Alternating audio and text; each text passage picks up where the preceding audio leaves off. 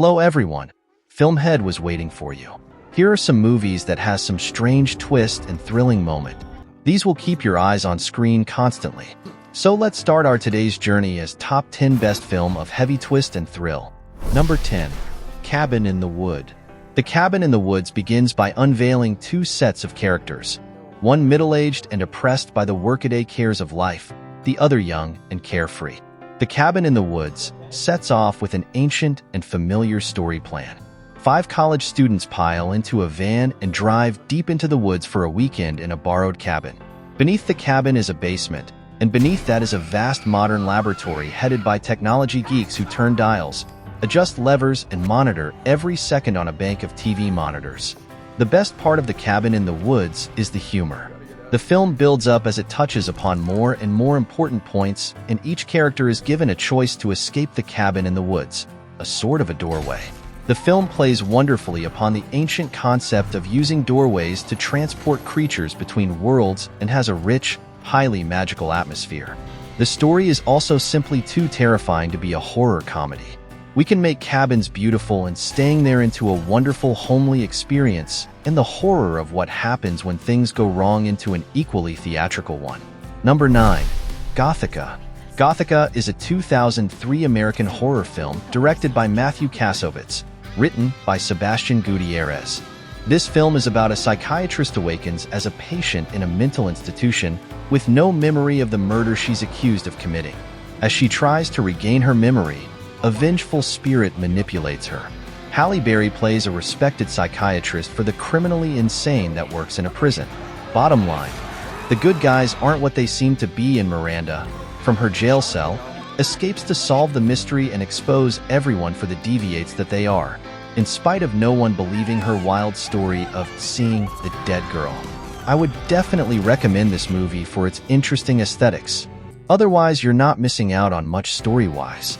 It shows how the mentally sick people can play around in the society, can keep dual personalities alive with their power and money, can do whatever they want, and with no guilt keep continuing their crime. This is an excellent, creepy film with moments of humor at just the right times. Amazing imagery, it really works on the deep-seated fears people can have. The chemistry between the characters portrayed by Halle Berry and Robert Downey Jr. Number 8. Shutter Island. Shutter Island is a 2010 American neo-noir psychological thriller film directed by Martin Scorsese. In order to look into the disappearance of Rachel Solando, a patient at Ashcliffe Hospital for the criminally insane on Shutter Island, Boston Harbor, U.S. Marshal Edward Teddy Daniels and his new partner Chuck all travel there in 1954. Rachel Solando had previously drowned her 3 children. The starting of the movie is completely different from the ending. The plot of the movie is just mind-blowing. It will leave you completely to guess that exactly what happened, and the best part is you have to use your mind and give your full attention towards it to understand this movie. I personally love this kind of psychological movies, but this one is completely on a different level. The dialogues of this movie is so meaningful. Success of a movie depends on directing and acting part, and the both is amazing in this movie. Shutter Island will remain underrated in its value and achievement as a brilliantly riveting, horrifying thriller, but its stellar cast, perfectly convincing direction, acting, and the reasonable depth it explores in the humanity of every single aspect of mental illness, morality, and violence keep it right up there as one of Scorsese's and thriller genre's finest. Number 7. Don't Look Now. Nicholas Regg's 1973 film remains one of the great horror masterpieces, working not with fright, which is easy, but with dread, grief, and apprehension.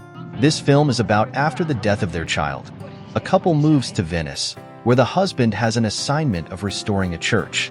There, they meet a sister who claims their kid is trying to warn them of a danger. However, everyone seems to agree that the cinematography is superb, using the haunting backdrop of a menacing hibernal Venice, and that the principal antagonist's acting is of a high quality, with Sutherland receiving particular praise.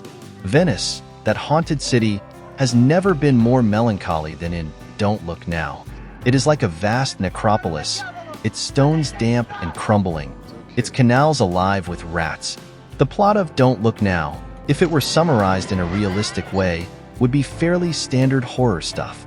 It is the film's visual style, acting, and mood that evoke its uncanny power. Number 6.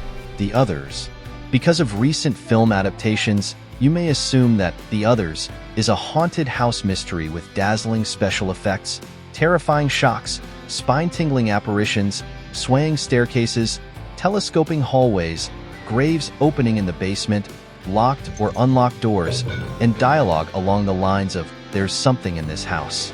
Something truly evil. Regarding the dialogue, you would be accurate. That little girl in this movie doesn't even seem to be in a movie.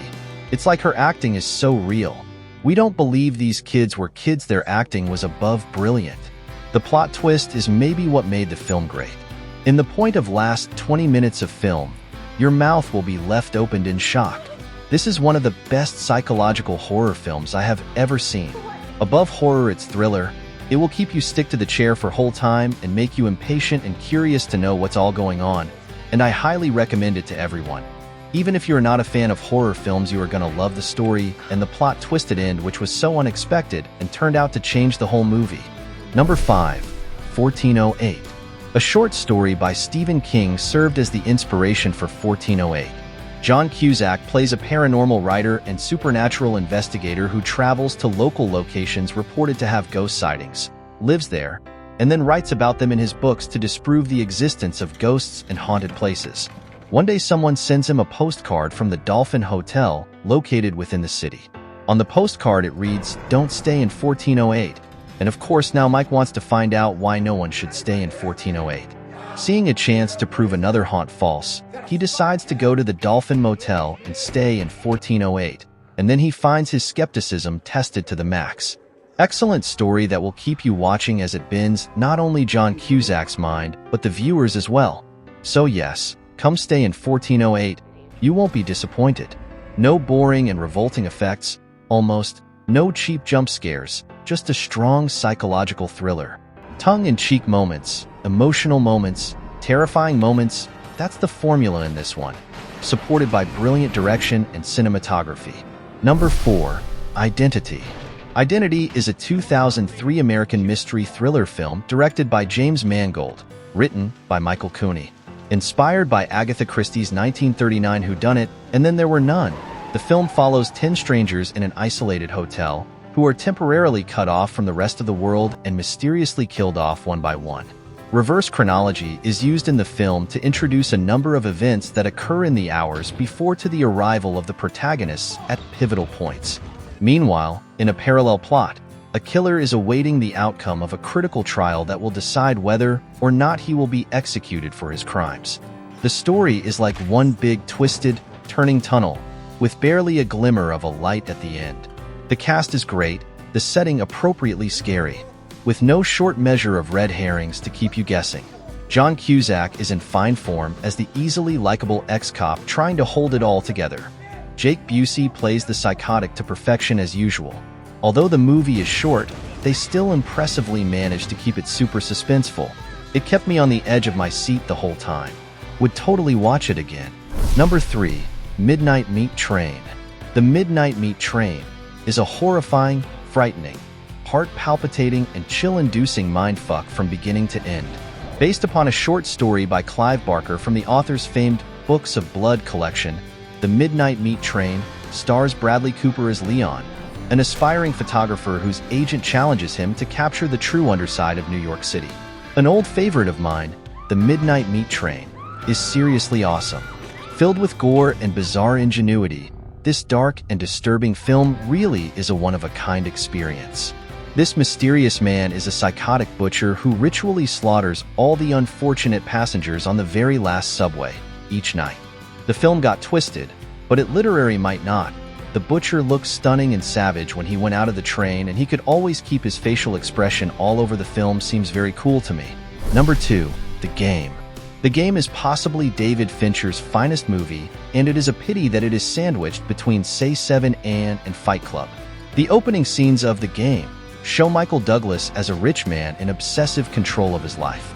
The movie seems to be about how he is reduced to humility and humanity. Maybe that's just a trick on him. The movie is like a control freak's worst nightmare.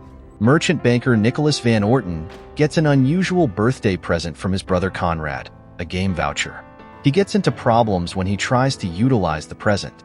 The Game is a movie that flirts with science fiction, but there is enough reality in each tension-filled scene to keep you interested. The suicide of a father has wreaked havoc in his son's life, and his brother offers a way out of his seemingly downward spiral by shocking his senses and awakening him to the reality around him. In short, those looking for a different, cinematic experience should give The Game a try. It might come off as overly cold or contrived at first, but like all of Fincher's movies, it deserves a re-evaluation and stands the test of time as one of the most original, smartest films of the 90s. Number 1. Pet.